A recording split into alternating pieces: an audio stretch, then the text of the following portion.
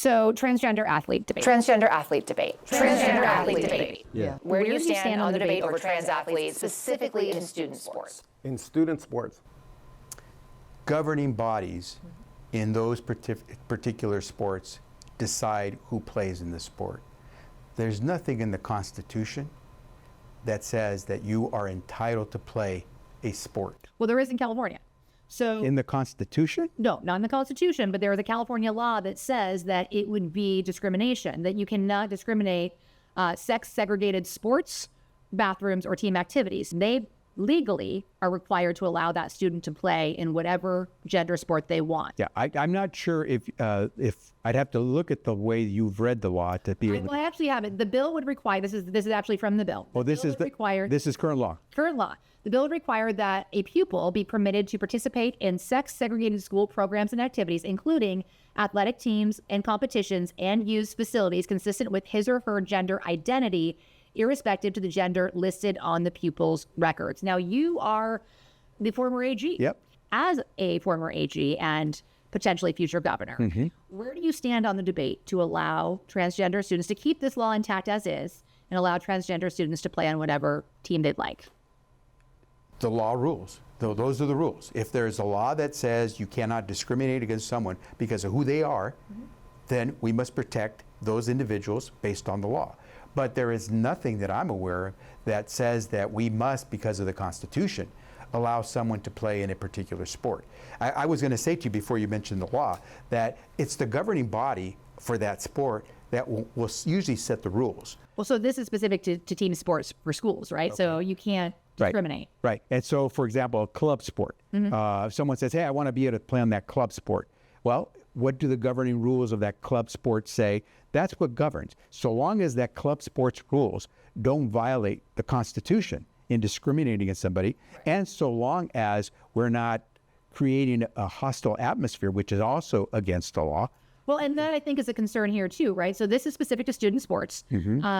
But if you take this out, then do you create a hostile environment, right? So, I mean, is it something that can be finessed or should be finessed? Well, look, Julie, at the end of the day, it is great to be able to play sports, but you have to follow the rules of that sport.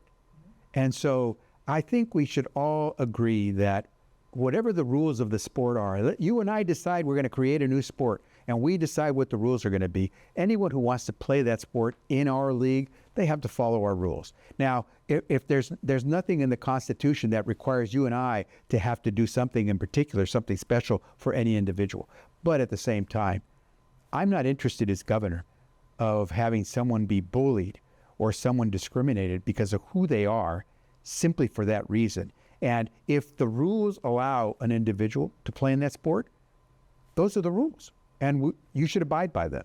If the rules don't let you play in that sport just because of who you are, then you don't get to play in that sport. And it should be that easy. Transgender athlete debate. Where do you stand on the debate over trans athletes in student sports? As a dad, as a coach, as a man, as a rational human being, boys should not be competing against girls. As a coach, I absolutely know that boys have no place in girls' sports, and I'll go one step further. This is the extreme at the age level, and I'm picking high school for a reason, just because of those ages. As your governor, there will never be an 18-year-old boy walking through a 14-year-old girl's locker room naked. So transgender athlete debate. Where do you stand on the debate over trans athletes, specifically in student sports? Yeah, I don't believe that I've seen enough that makes me believe that there isn't an advantage for a transgender athlete that is competing in these sports. And so I'm not there on that issue. I haven't seen enough information that tells me that, if there is a transgender woman competing in women's sports, that there is an advantage For the transgender woman. the transgender woman. Okay. I believe that there is an advantage. You do believe there is? I believe that there is an advantage. And so that's why I'm not there on that issue and being supportive of it at this time. I'm always willing to, to follow the science. I'm always willing to take in more information and have my opinion evolve over time. But as I stand now and what I've seen now, I do believe that there's an advantage and I don't support it. But I mean, you have two daughters. I do. Who presumably will play sports someday. Right. And I am concerned. I mean, if you work really hard and you end up losing it to somebody who has perceptively a potential advantage, that would hurt. That would hurt them, and that would hurt me as a dad, knowing how hard they've worked for that. But what gets lost in this is that these are also kids. We're talking about kids. We're talking about children. And what is more American than wanting to play sports? There's nothing more American than wanting to be in sports. And so we really have to be compassionate and careful about how we talk about this, and not demonizing them and making them feel like they're not wanted, making them feel like they don't matter, because they do matter. And I feel for them. I think it's horrible, some of the pain that they've had to endure over the last couple of years as a result of these, when they're just trying to be who they are and who they believe themselves to be. So that hurts me as just a person and as a parent, because I can only imagine what it's like for them as a child to go through that, but then also the parents to see their child go through that. So I just think we can't lose our humanity in this discussion. It just, we take it for what it is. And here's where the science is, and this is what this information we have, but always keep an open mind for that opinion to evolve. Where do you stand on the debate over trans athletes playing in student sports? Well, how about in any sports? And I was, the head of the largest athletic commission in the world. I took genetics too, because I have a degree in neurobiopsychology, and I took biology and genetics. And I do know that XX is XX and XY is XY. And I don't know of any way possibly to mutate those or change that. So I think I'm going to sit with science.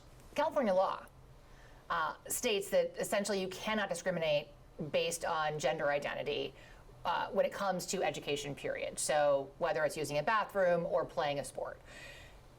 There's nothing really the governor can do to change that. It is in California law.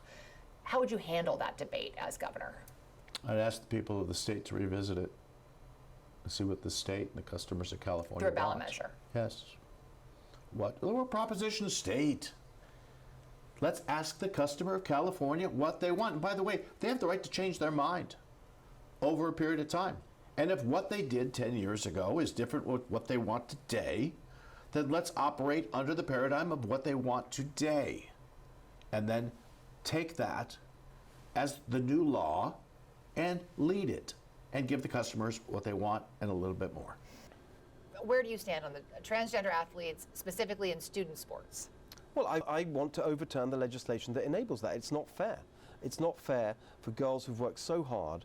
I mean, look, I'm wearing it here. I've got this wristband, which was given to me. I went to Clovis. It says very clearly, Save Girls Sports. A young fighter for girls sports gave me that. I spoke at the track and field championships at Clovis earlier in the year to announce my plan, which is to overturn the legislation. The governor has the right to challenge legislation and overturn legislation through the courts if the governor believes that it violates the state constitution. So we believe that that legislation... Who's we? Me and my legal team. Okay. Violates the California Constitution in two specific places. How so? Section 28, which guarantees safe schools, and Section 31, which bans gender discrimination. Most Californians are against that. Most Californians want that to change. Every poll shows that. I was going to say, can you cite a poll? Yeah, I mean, the last one I saw just within California was, I believe, 69% against that. Which is a big number for California, given that this is an issue that Democrats have championed. So the Democrats are on the wrong side of California public opinion on this.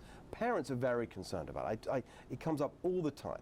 Look, my focus in terms of the campaign I'm running is those core everyday issues of everything being so expensive, housing costs, gas prices, those things, the business climate. But this is a big issue, and parents raise it with me the whole time. And so I would argue, and we will argue in the courts, that actually the gender discrimination that is supposedly protected in that bill is going the other way. And that legislation now discriminates against girls who are on sports teams and have worked so hard, and they end up being denied the opportunities they worked for because of that bill. So I think we've got a good case on gender discrimination grounds. I want people to live the lives they want to live. That's the whole point of my campaign, restoring the California dream. Live how you want to live, be who you want to be. That's California. We really cherish that. So do I. I want to make sure that that is protected. But not does that also apply to these transgender children? Yes, that's exactly who I had in mind when I said that. It applies to everybody in California, but it also means that the choices of one person shouldn't impede the freedoms of another person. That's society. We have to figure this out in the kind of thick of everyday life. And I think this legislation, often legislation, by the way, is the wrong way to solve these kinds of issues. We've got to do it in a more human way. We've got to use common sense. And I think that's, in the end, how these things should be resolved. And I think this legislation has ended up creating tension and division, which shouldn't be there. And so I'd like to repeal that legislation. So you're already coming in saying we think there are several California laws that are unconstitutional, and you're going to come in with your lawyers and try to So first overturn them. I'll ask the legislature to overturn it. That'll be my first step. I'm going to go out on a limb and say if we still have a supermajority, it's not going to happen. But I okay, agree. I assuming agree. they don't overturn it. Yes. How does that work with the state attorney general? So the attorney general is elected. Yes. And certainly the current attorney general has a very good relationship with the current governor. Yes. What do you do if you have an attorney general who doesn't agree with you? I mean, it's not On an this agency that you can necessarily unilaterally. Oh, and you shouldn't. But on that, that's something I've thought about and actually learned about. Actually, the Attorney General is required to file that lawsuit if the governor determines that it violates the state constitution, regardless of party. And then, but how hard does the attorney general fight, or who do they assign to that case? Which prosecutor, great right? que- I mean, just because it goes to great court doesn't question. mean it's gonna. There are look- things that an attorney general can do to try to kill a lawsuit. Yeah, but also there are things that the governor can do to put a spotlight on that and say, look, to the people, you elected me to get this done. You know, there's something I'm very open about and public about. When I've elected governor, people will know that that's part of my platform. And I'll say, look, you elected me to do this. I've tasked the attorney general of doing this. He or she is slow walking it. I think that kind of public pressure can have an impact. Hilton said he thinks it's unconstitutional, and therefore he wants to overturn it. I mean, legally speaking, you have to have thought about this. If you have a Republican governor who comes to you and says, sir, you have to file this lawsuit on behalf of the state of California to overturn an existing state law because I believe it's unconstitutional, how do you as AG handle that? First, the governor is not my boss. My boss is the people of the state of California. I'm independently elected. I'm an independent constitutional officer. I do not answer to the governor. I don't take direction from the governor. But your office is his legal representation. They are when the governor seeks it, they are my client. The governor is my client. So he's often my client. I represent him. I represent him in the National Guard case, the terrorist case. So Steve Hilton, though, could be your client, and he could say, I want you to file this lawsuit on my behalf. Right. And I can't do things that are unethical, or violate my professional obligations, and that are unlawful. And he can point to something that is completely constitutional, completely lawful, and request that I represent him in a lawsuit. And I would say, no, I will not do that. I cannot do that. It's not unlawful. It's not unconstitutional. And there are folks who might believe that, like Mr. Hilton believes it, and they can sue in court. There's another pathway to do that. People who are impacted, who have an injury, who have standing, can go to court and challenge it. I mean, that's happening now.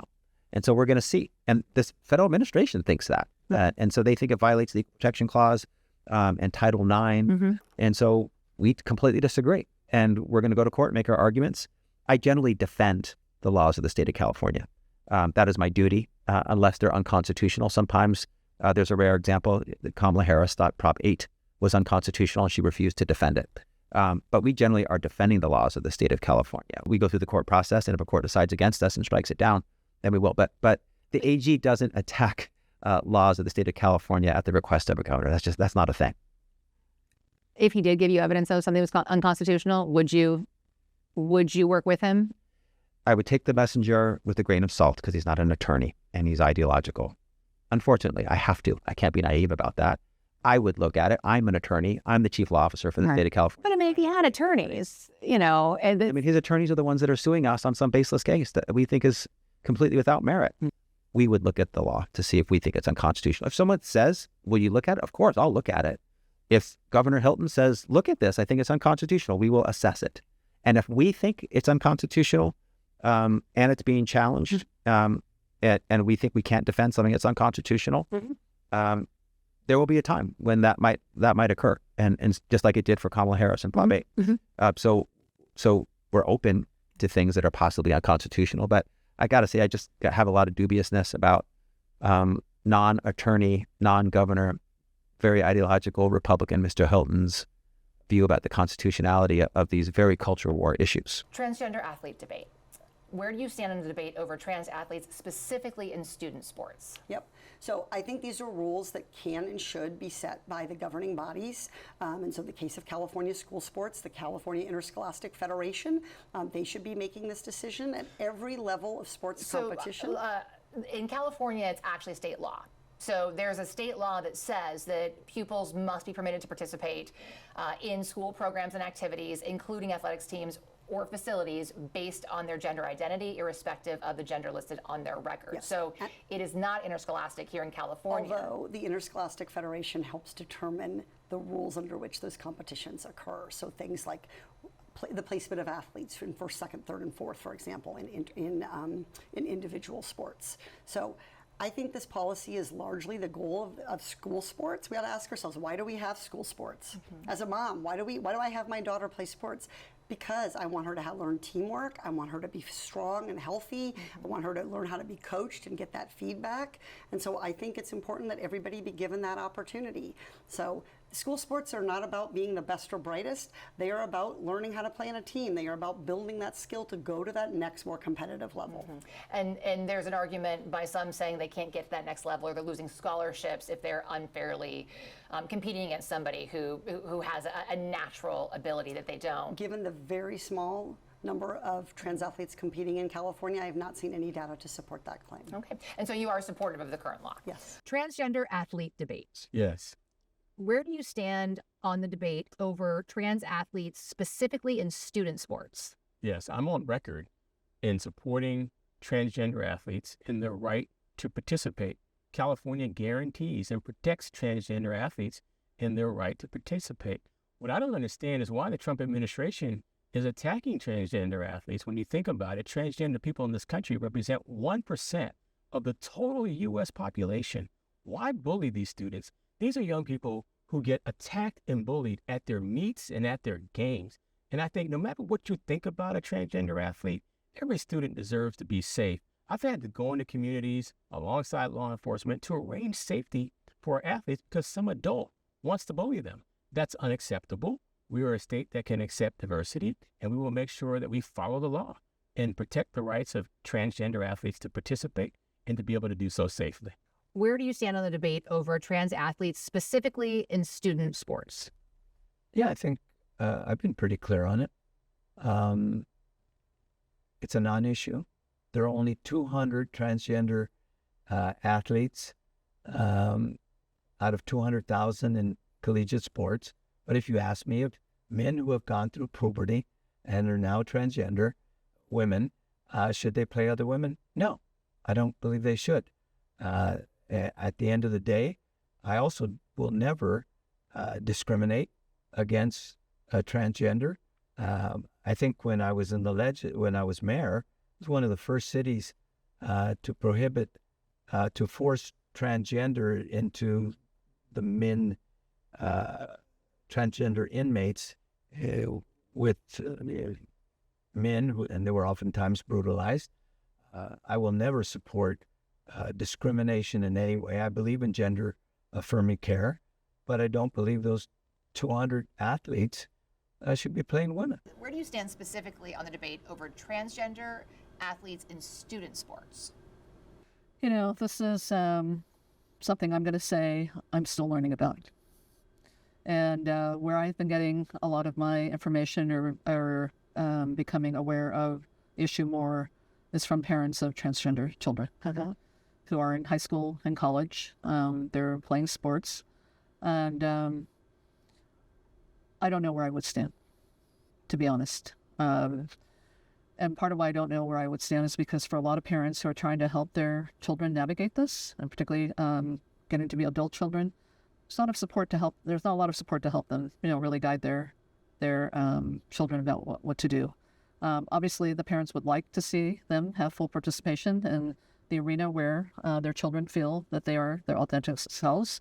On the other hand, there's also, just a lot of backlash that can happen. And so, how do you, as a parent, really prepare your child for all of that as well?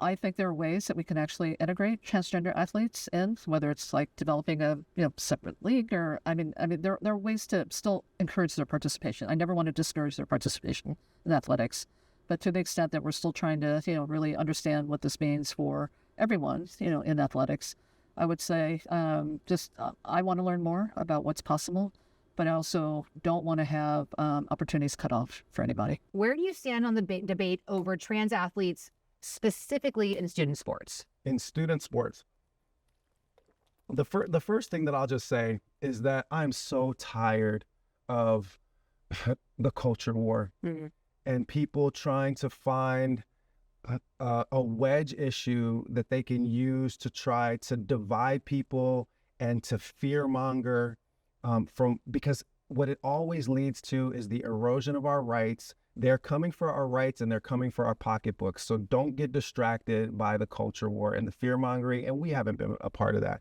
as Greens. And with that in mind, I believe in a California where you may not pray the way I pray. You may not pray at all. You may not love the way that I love. But that your right to be you, to express your identity, to show up as you in the world is sacred. And that even if I don't live like you, I should fight for your right for you to be you. And you should fight for my right to be mine. So that's the first thing. So with respect to transgender people, I'm going to make sure that this is a California where no one faces oppression, discrimination, and especially violence because of who they are. Number one. Now, with respect to the specific question of students' participation in and sports. Again, specifically student sports. Yes, exactly. The governing bodies of sports should make those decisions. It's only a culture war trick to bring the politicians into it. The International Olympic Committee has rules for who can compete in what sports, and they have doctors and athletic experts and other people who make those determinations. And it's not the subject to like political stunts, which is essentially what it has become, because people know that you can tap into people's emotional responses around this. I don't believe that anybody should have their rights violated. So if you didn't ask me about, gender affirming care, but I'll tell you how I feel about it. If you can get gender affirming care if you are a straight person, if you can get gender affirming care if you're a homosexual person, but you can't get gender affirming care because you're a transgender person, then that's discrimination, right? So stop the discrimination and let the governing bodies that determine what fairness in athletic competition looks like. Why would I, as the governor, be involved in a conversation about who gets to play which sport? Like, there are people whose job that is. So the California legislature is the one that decided this. And so that's sort of where you come in as governor, right? So state law says that it requires that a pupil be permitted to participate in sex-segregated school programs and activities, including athletic teams, competitions, and use facilities, so bathrooms, consistent with his or her gender identity, irrespective of the gender listed on the pupil's records. So the California legislature made this an issue, a political issue, by passing this law, right? And so now you are overseeing that legislature. Classic, culture war, divide and conquer, stuff. So how do you as governor handle that, though? I already told you the principle on which we're going to govern. Leave that to the people that should be making those decisions, and let the kids play and stop worrying about it. Where do you stand on the debate over trans athletes, specifically in student sports? There's two genders. It's male and female. The boys play with the boys. The girls play with the girls, and not assigned this that. Like, you're born a boy, you're born a girl. That's it. Boys play with the boys, girls play with the girls. Now, state law actually requires that pupils be permitted to participate in sex-segregated school programs and activities, including athletics and the use of facilities, bathrooms, consistent with his or her gender identity, irrespective of the gender listed on their school records. So right now, state law regulates that transgender students are allowed to play on whichever team they want. As governor, do you support that? Do you try to overturn that? I mean, what is your view of that? I don't support that. I would like. No, it is state law. Not every law is perfect or brilliant or genius. Okay, again, it's another man-made decision. We have the power to change it. And this isn't. And again, why are we having this constant conversation? I mean, this one's about children, so that's a different story. But why is it this constant conversation about these extreme minority groups all the time? Like, there are so many parents that are concerned about this. I want to see it overturned. I don't think it's right. And I think there's a lot of people out there that would support that. And if we're going to keep having this argument and fighting with the legislature, then I'd like to help make it find its way to the ballot and people can actually vote it. Because I really want to hear the opinions and the voices of the people, what they want, more than anything.